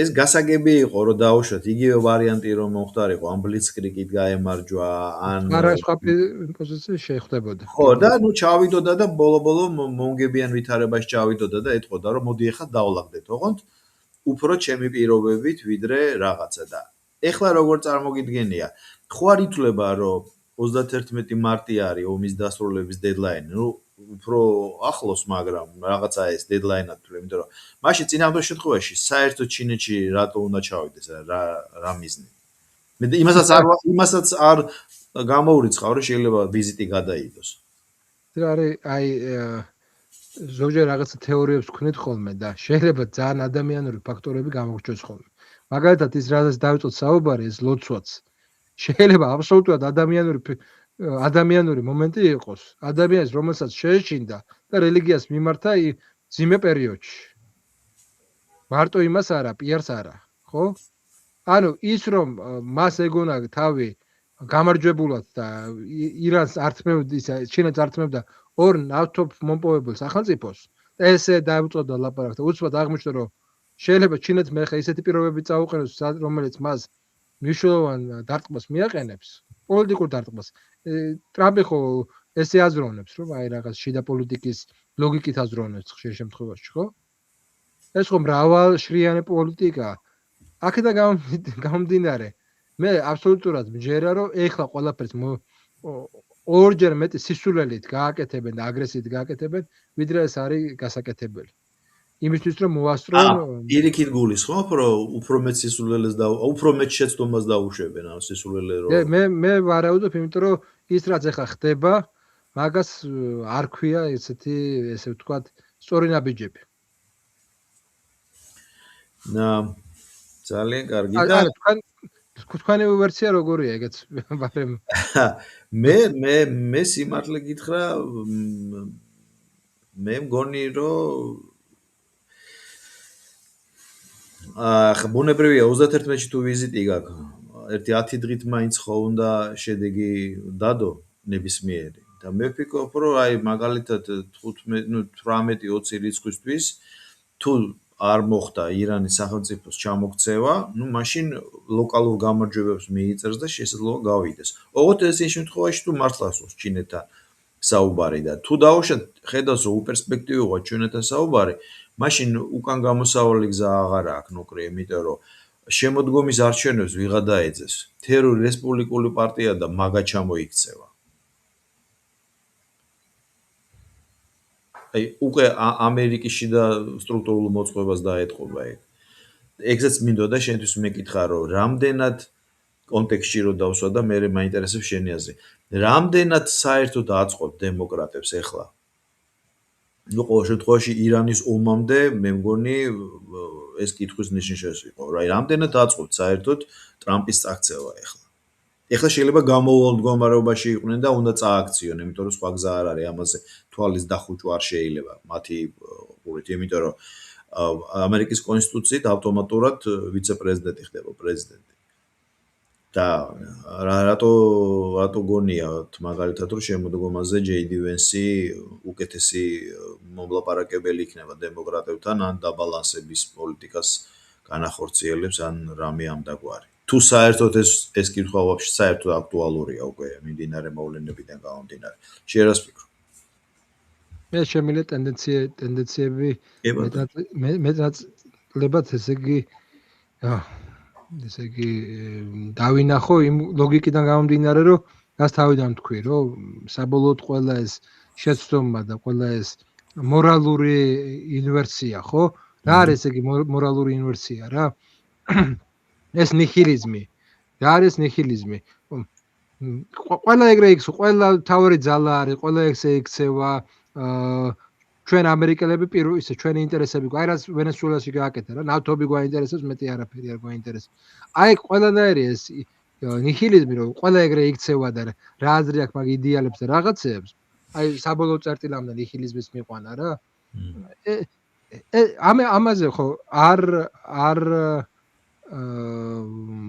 შენდება ესე იგი იმპერია ვერ შენდება ამაზე იმპერია ეს შეიძლება იყოს რაღაცა ესეთი მოვლენა რომელიც გარკვეულწილად მე ცუდად იწერება ისტორიაში ეხლა მე საუბრობ იმაზე რომ ტრამპის გაშავება უფრო მძიმე ფორმებით წავა აი განსაკუთრებით ყველა ელოდება პირველ ესეთ მნიშვნელოვან მარცხს ეს მარცხი ეხლა თუ აკვირდებით მარტო დემოკრატებზე არაა საუბარი აი ეს რესპუბლიკელების ხარდაჭერების სხვადასხვა ესეთი ძალები მე მგონი თვითონ მათი რიგებიდან დაიწყება ეს გაშავების ისა რა ლოგიკა პოლიტიკა რატო გულისხმობ რომ დროზე ჯობია ესე თქვი ხორცს მეტი მოიშორონ რომ რესპუბლიკური პარტია გადარჩეს როგორც ინსტიტუტი კი რესპუბლიკური პარტიის ლოგიკა მთელი ისე რომ არ ჩაყვეს ტრამპს და მაგა პრინციპში რესპუბლიკური პარტიის ნაწილია რა ხო აი ეგ ხა დეტალების სიმართლე გითხრა ხო ნუ ვაკვირდებოდე ვინ ფრაქციებს შორის როგორ ხდება ეს ტენდენცია არ ვაკვირდები ამას მაგრამ იმ საერთო ტენდენციას რომ ტრამპი უნდა იყოს რაღაცა ისტორიული ბუა ეგეთი ყავდათ რამოდენიმე ხო კარტერზე არის კიდე ესეთი და იმაზე ხო კიდე რამოდენიმე ესეთ ადამიანზეა ნუ ალბათ ტრამპი უფრო მძიმე ფორმებში ჩაეწერება რომ მეტი არა ელიტური ადამიანი აღარასდროს აღარ მოვიდეს ხელისუფლებაში ალბათ ეს ლოგიკა საბოლოო ჯამში ჩაეწერება ანუ ამოანათებენ როგორც მაგალითს როგორი არ უნდა იყოს ამერიკის პრეზიდენტი ხო და შემდეგ იტყვიან რომ აი ხალხის მოყვანილი რაღაცა აი ხო ხედა პოპულიზმი და პოპულიზმის ანუ ნახეთ კონსერვატორების ახლა თავარი პრობლემა რა არის რომ ყველა ეს ამოვარდნილი ხულიგანი ვერ ქმნის სისტემას არ და ყარ რაღაც წესრიგს ვერ ქმნის ხა ვიღაცა შეიძლება მოწონოს კი მათ დაანგრიეს ის რაც არ გვინდოდა რაღაც ეს კულტურული პოლიტიკა მაგრამ კულტურული პოლიტიკის დაანგრევით ვერ იცხოვრებ რა შეჭირდება ალტერნატიული სისტემა აი მაგის შექმნის უნარი არც იდეოლოგიურად, არც პოლიტიკურად არ აღმოაჩნდათ არც ერთს. ეხლა ვიღაცას მოწოს, ვიღაცას არ მოწოს, მე ეს გავიაზრე როგორც ისტორიული მოცემულობა და არა როგორც რაღაცა მოწონება არ მოწონების ლოგიკა და ეხლა რომ მე ლიბერალები არ მინდა ეს გასაგებია, მაგრამ თუ ეხლა ეგეთი რაღაცა ქაოსი იქნება და რაღაცა ცუდ სისტემაში ცხოვრება ჯობია ვიდრე ქაოსში, ვიდრე ქაოსში უფრო მეტი რაღაცა უბედურება ხდება, ხო? ხო, ანუ მაინც ფიქრობ, რომ სისტემა სახელმწიფოს ასაზრდოებს და ქაოსი ბუნებრივია, ეხლა შეიძლება ქაოსის დროს უბრალოდ ქვეყანა დაიშალოს. ნუ აქ შეიძლება ეხლა მე რო ყოფილიყავი ვიღაც ეს რადიკალი ავტომატით ხალხი შეიძლება სხვანაირად მეფიქრა, მაგრამ არა ვარ ეგეთი ადამიანი და მე ზოგადად გონია რომ ის ვინ საკუთარ თავს კონსერვატორებს უწოდებს, ზუსტადად რომ ეგეთი არ არის. და ჩვენი საუბრის ბოლოს ტრადიციულად არ შეიძლება რომ საქართველოზე არ ვთქვათ და რას ფიქრობ ესეც განვიხილოთ საქართველოს კონსერვატიზმი რამდენად შეიძლება რამდენი დროს დაგჭა პაშინიანის ვიზიტი რა კუთხით შეიძლება დაინახო და როგორც მე მითხრეს ალიევთან ქონდა კობახიძის საუბარი აი ეს ორი მომენტი ირანთან დაკავშირებით თუ უფრო სხვა რამეა ეს არა ირანთან გავრცელდა ეგ ინფორმაცია რომ საქართველოს თავდაცვის მინისტრმა სომხეთის და საქართველოს თავდაცვის მინისტრმა ესაუბრა თურქეთის თალსაკ იყო აზერბაიჯანის და სომხეთის თავდაცვის მინისტრმა ნუ საუბარია იმაზე რომ ერთობლივად უნდა გამოვიდეს და ცალსაკე რაღაც ძალა არავის არ აქვს რომ ეს რაღაც წინააღმდეგობა ეს რაღაც წინააღმდეგობა რა ეს გამოწვევას მარტო გავყავდეს ამიტომ რაღაც ეგ საერთო გამკლავების სტრატეგიები მოსაძებნია რაც ალბათ მისასალმებელია აბსოლუტურად ეს არის კოლექტიური უსაფრთხოება რო ავიღოთ ხო კოლექტიური უსაფრთხოება საბოლოო ჯამში ესე იგი რაღაცები რო გადავდოთ და ეგ ინფრასტრუქტურული პროექტები რო განვახორციელოთ საბოლოო ჯამში აი რა უნდა ქნას კავკასიამ ისე რომ დაფიქრდეს. კი, აი ბაქო ჯეიჰანი დარტყმის ქვეშ არის. აღმოსავლეთ დასავლეთი შუა ხაზიც დარტყმის ქვეშ არის. და მე ისე რა ქვია, მაინტერესებს ძირითადი ინტერესანტების როლი ხა. ჩინეთი რა გადაწყვეტილებას მიიღებს, იქ ალბათ თურქეთის მნიშვნელობა აქვს, თურქეთის შეხედულებას და დამოკიდებულებას, იქ ხა რუსეთი როგორ უყურებს ხა ჩვენ თქვით ირანს და შუაში ვართ სამი პატარა რესპუბლიკა რა, რომელიც იდეაში მოწყვლადი ვართ. ყველაზე დაცული მაინც აზერბაიჯანია, იმიტომ რომ თურქეთი დგას გვერდზე და როგორ ფიქრობ, აი რა საერთოდ რა პერსპექტივა გვაქვს ჩვენ? მე არ ვიცი, ესე იგი პერსპექტივა როგორ შეიძლება გავთვალოთ, აი რის მიხედვით შეიძლება გავთვალოთ. იმიტომ რომ ერთი პოლიტიკური რაღაცა გააქტიურება რომელიმე ისეთი ძალის რეგიონში თავდაყირა აყენებს ჩვენ გეოპოლიტიკურ რეალობას. ეხლა ის რომ ჩვენ არა ვართ ინტერესის ნაწილი, ისეთი ინტერესის ნაწილი, რომელსაც სამხედრო და პოლიტიკური სერიოზული ესე იგი ცვლილებების გამოწვევა შეუძლია, ეს ამას უწოდებს ჩვენ შვიდობის პოლიტიკას. შვიდობის პოლიტიკა არაფერი არ არის გარდა იმისა, რომ ვიღაცებს უბრალოდ აქვს ჯერჯერობით რაღაცები არცალია. ან თად ისეთი დაინტერესება არ არის, იმიტომ რომ ოქროს სიოცხლის საერთაშორისო მნიშვნელობის გეოგრაფიული არეალებში მიმდინარეობს უფრო დიდი კონფლიქტი. მე საუბრობ იმაზე, სადაც ნავთობი მოიპოვება, სადაც დიდძალი და სადაც რაღაცა მნიშვნელოვანი გეოპოლიტიკური ცვლილებები. ამიტომ იმედი ახლა ესე იგი მე საქართველოს პოლიტიკურ ელიტას რასაც უყურებ, იმედი არის ის, რომ ვერც ვერაზოს ვერ მოიცლია.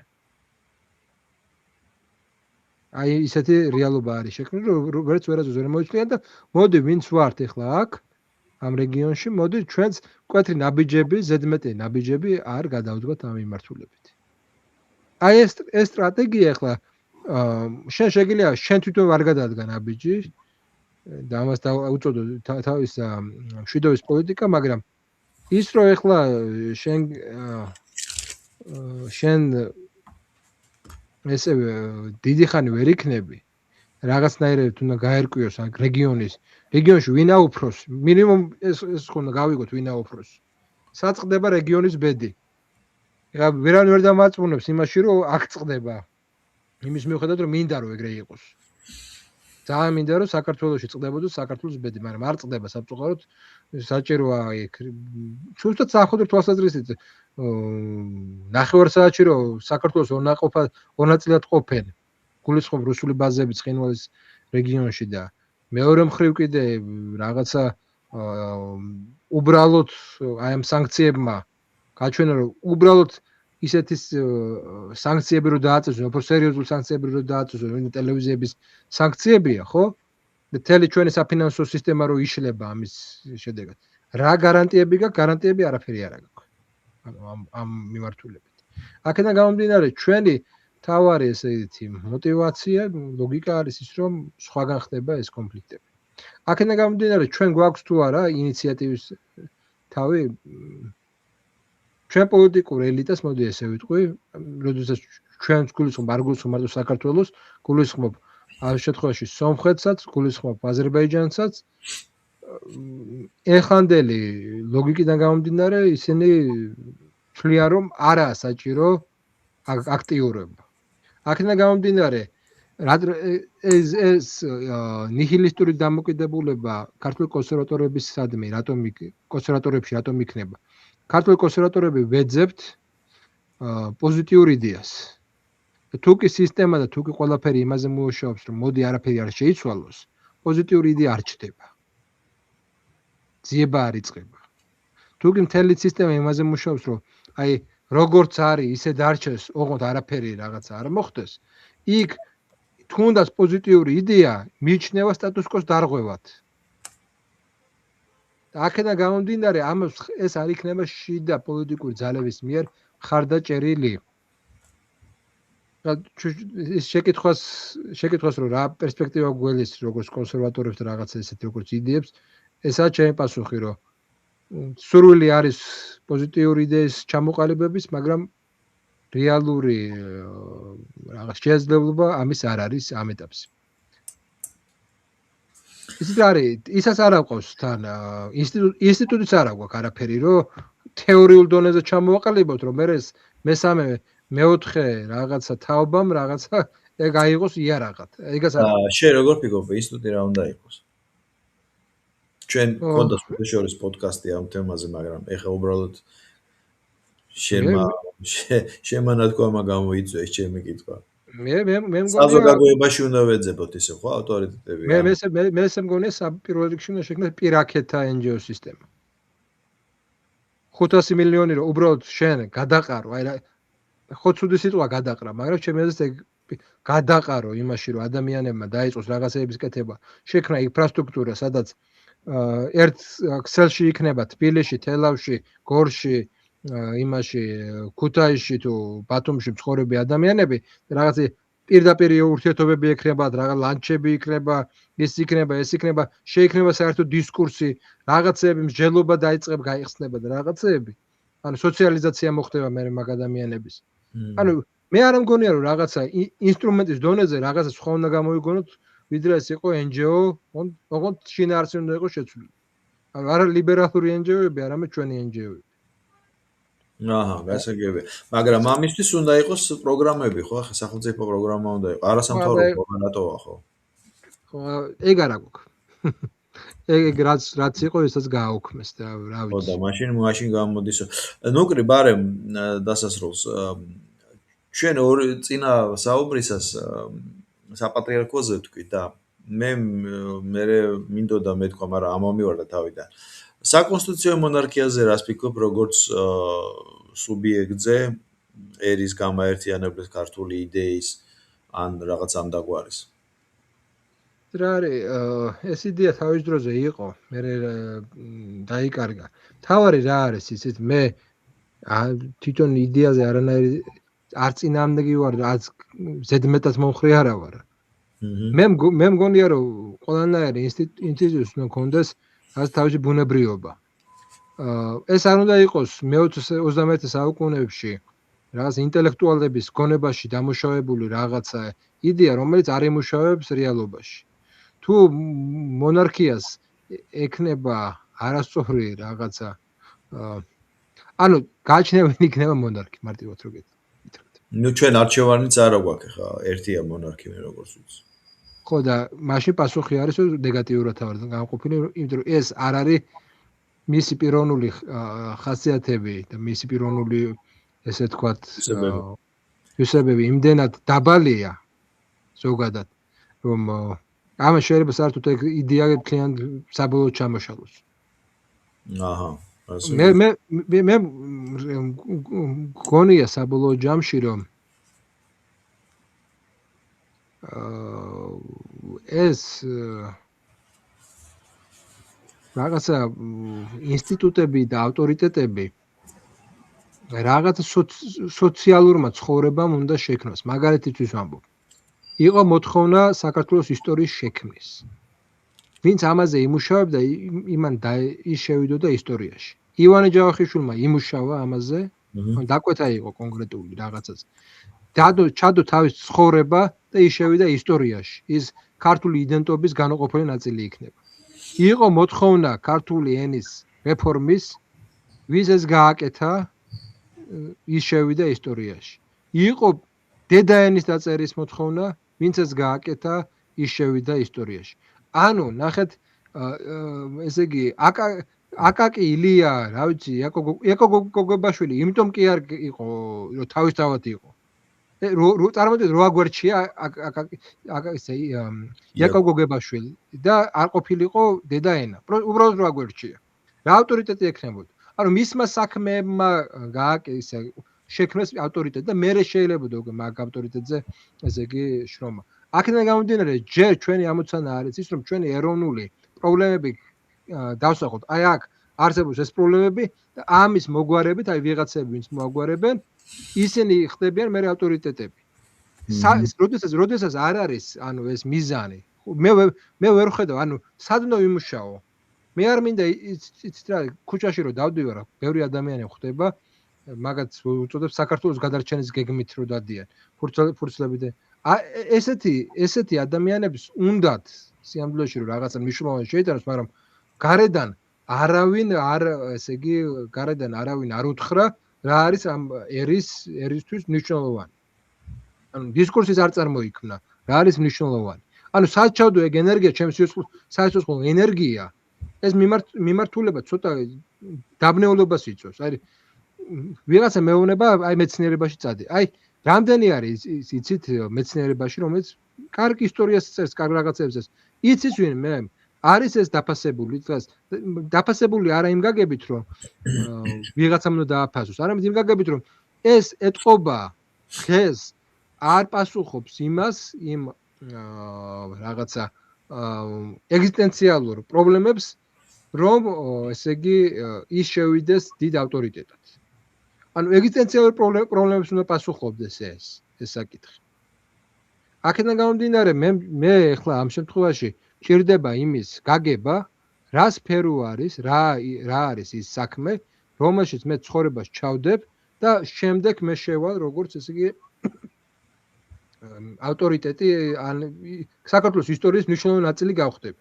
ეს мотиваცია საქართველოს ისტორიის მნიშვნელოვანი ნაწილად ქცევა, ეს არის დიდი мотиваცია, რომელიც ძალიან ბევრ ჩვენ გვას უნდა რომ იყოს. მაგრამ ეხლა, როდესაც მე ვხარჯავ ცხოვრებას, ეხლა ჩემ პირად ტრაგედიასაც ვიტყვი, როდესაც მე ვხარჯავ ცხოვრებას ვიღაც რა ვიცი, ხოშტარიებთან და ვიღაცებთან ბრძოლაში, მე სერიოზულად გეუბნებით აბსოლუტურ ნიჰილიზმში და აბსოლუტურ დეპრესიაში ვარდები, იმიტომ რომ ხედავ რომ ეს იმდენად უმნიშვნელო და იმდენად საზიზღარი საქმე არის, კი, უნდა გაანეიტრალო, მაგრამ ამით როგორ შეიძლება მე შევიდე რაღაც ისტორიაში. მე მჭირდება რაღაცა მნიშვნელოვანი რაღაც საკითხი, რომელშიც მე ცხოვრებას ჩავდებ და მე უკვე ჩემი აზრით, როდესაც იქნება მიმართება, სადღაც ჩავდო ეგ ცხოვრების რაღაც ენერგია, შემდეგ შედეგს გამოიღებს. ეგრე გაჩნდება ის, როდესაც ჩვენ იცი რომ შენ თუ მიუძღვნის საქმეს ამ საქმით ესე იგი ქართულ ერს ან საქართველოს ისტორიას, ხო? შენ შეხვალ ისტორიაში. მე დღეს არ ვიცი რით შევიდე. იმიტომ რომ საზოგადო სივრცეში რა არის ეს მნიშვნელოვანი საკითხი, არ არის გამოკვეთილი. და ვერ გამოიკვეთა ამ წლების განმავლობაში.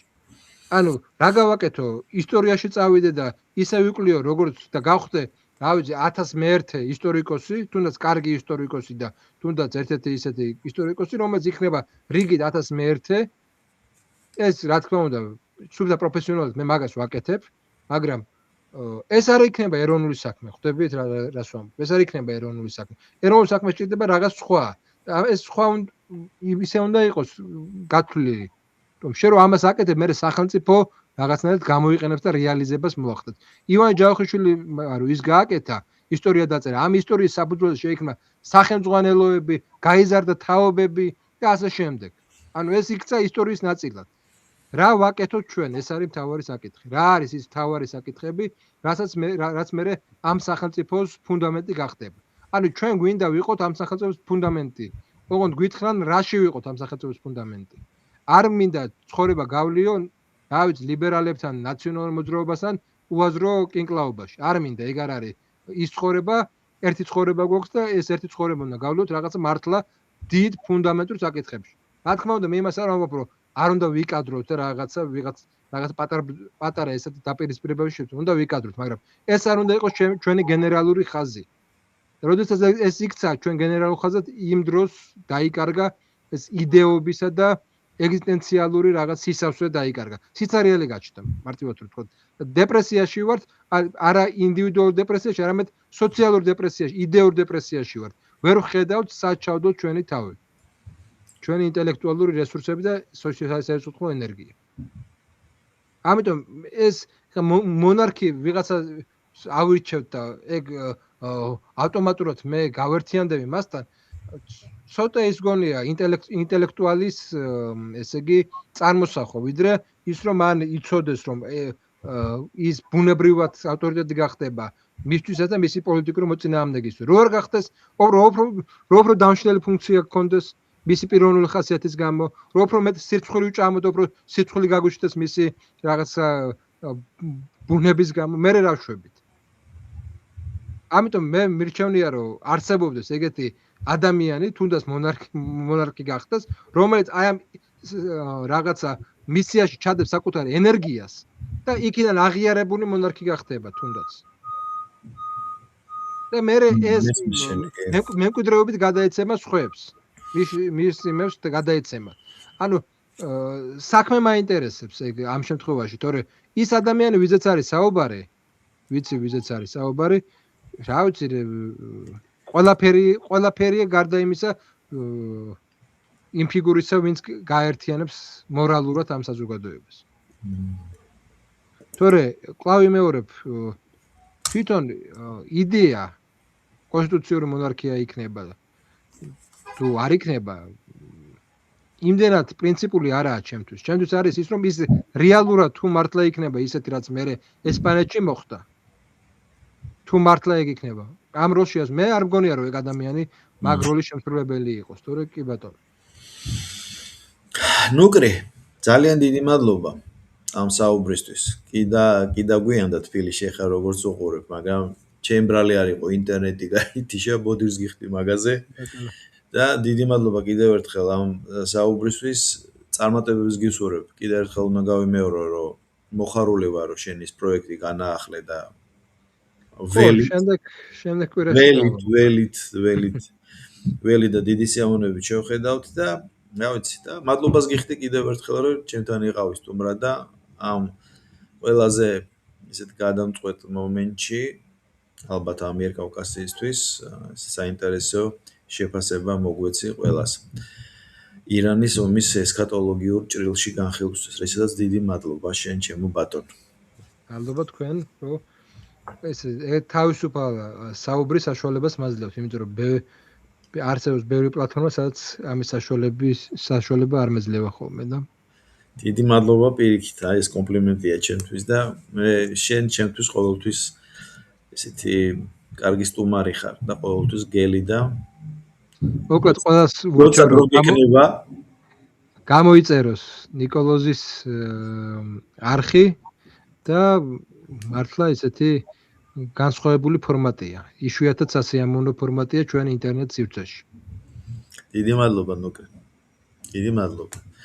აბა დროებით მაშინ წარმატებებს გისურვებ და ველით შენს ახალ ფორმატს გადაცემისა. ბატონო